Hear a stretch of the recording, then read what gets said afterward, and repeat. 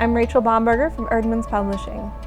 Sitting here with me today is Sister Prudence Allen, who is author of the new book, The Concept of Woman, Volume 3, Search for Communion of Persons, which focuses on the time between 1500 and 2015 and the philosophical perspectives on what womanhood meant and continues to mean for us today. Welcome, Sister Prudence. Thank you very much. Could we start by you telling me the story behind this project, which is very, very long in coming, I think. Since 1970s. 1970s. Started with basically just as a new professor thinking, what can I write about? Trying to find something nobody else had written about. And in those days, nobody had written about the concept of woman in the history of philosophy. And so I noticed an interesting theory with Kierkegaard and Aristotle, who both had the same concept of the same concept of woman, and a different concept of man. So I wanted to look at that and see what the reasons were. So that's how I got started, and then I looked at Plato, and then I looked at Nietzsche, and one after another, and I suddenly realized that there was a pattern of development of theories about woman's identity in relation to men and in her own identity. And so then I began to think it'd be interesting to sort of chart what those theories are, see where they emerged, what the arguments were for. So I found three basic theories. The first I call unisex, which is Plato's theory, that there's no significant differences between women and men, but they're equal in dignity with each other. Then after that, I found polarity, which argued that there are significant differences, but at first it was man is superior to woman by nature. Later on, in the Renaissance, you start to begin to get arguments that woman is by nature superior, but not till then.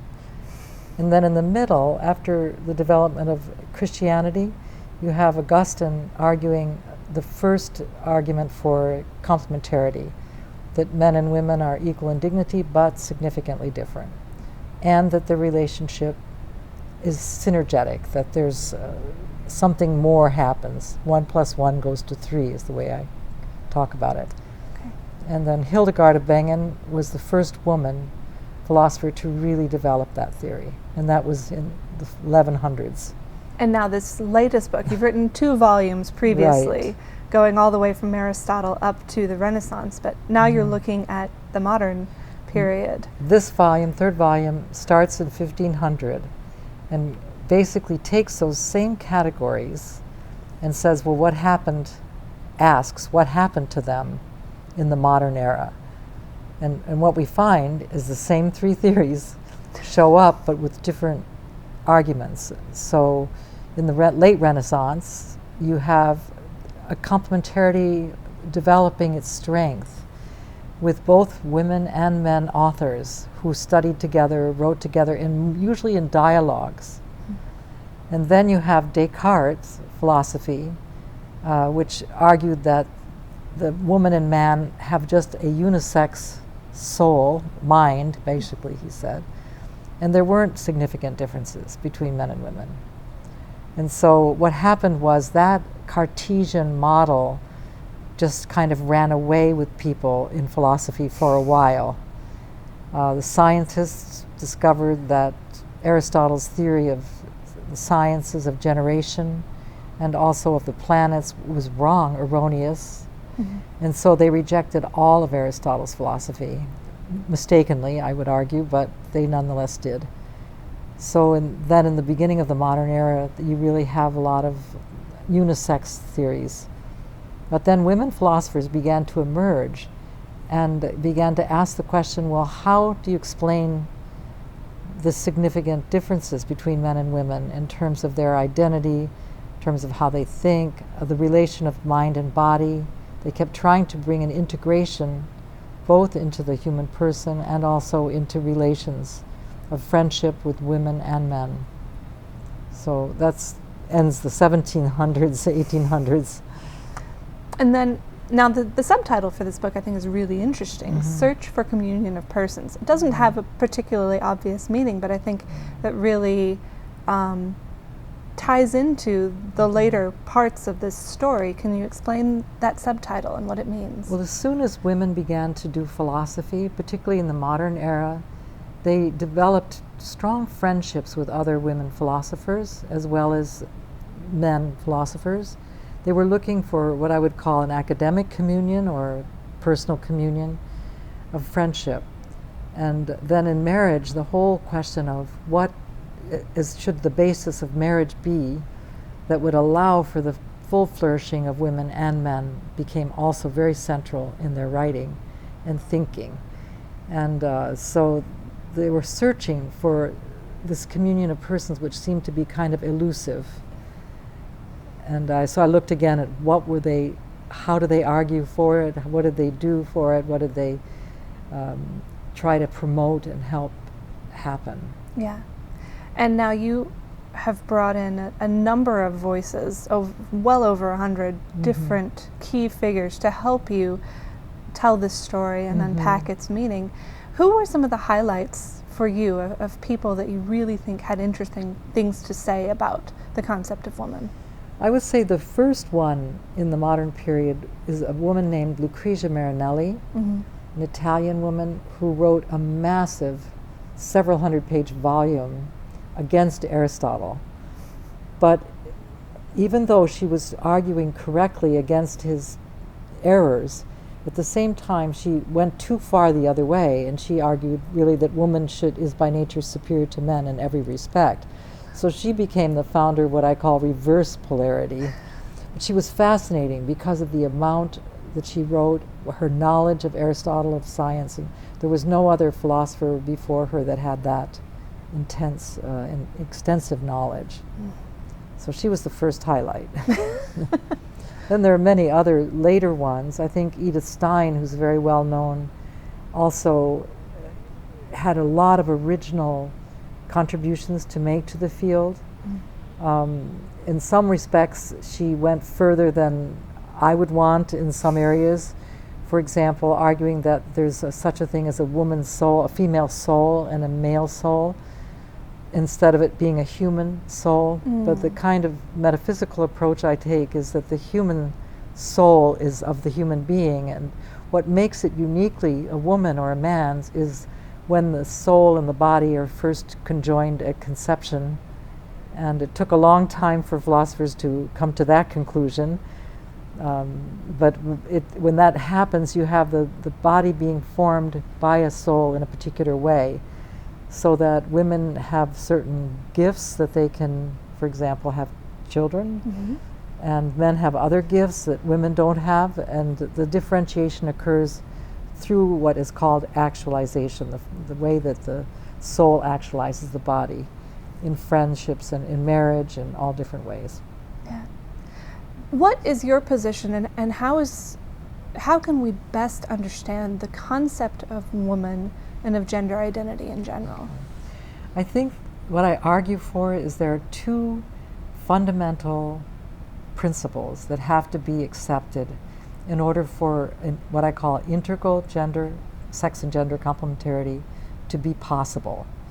And one is that the human person is an integral whole being, not a fractional being or less than that. It's a whole being united. And so I try to demonstrate where philosophers gave the principles for that woman is a person, is a whole being, just as man is. And the second is what are the principles for complementarity? What is it based on? The gender differentiation and the complementarity, the relation together. And I argue that you have in the history of our Jewish and Christian background, as well as in the history of philosophy, this principle that the differentiation of a woman and man is always, or for the most part, in those two categories. There are some exceptions. Nature always has some exceptions. And people that live as those exceptions, there's a lot of suffering usually involved.